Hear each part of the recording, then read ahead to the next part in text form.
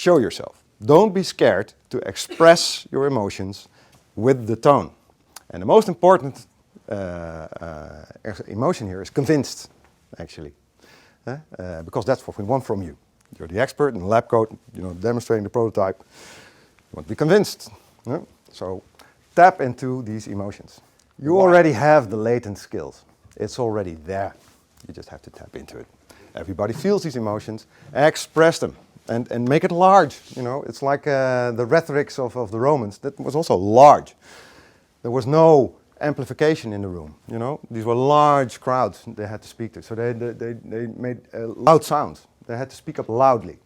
They made large gestures because everybody had to see it. And it's just a trick, and you can do that. Just speak up. Don't fear your own voice in that sense. Yeah? It's an important lesson. I hope you pick that up.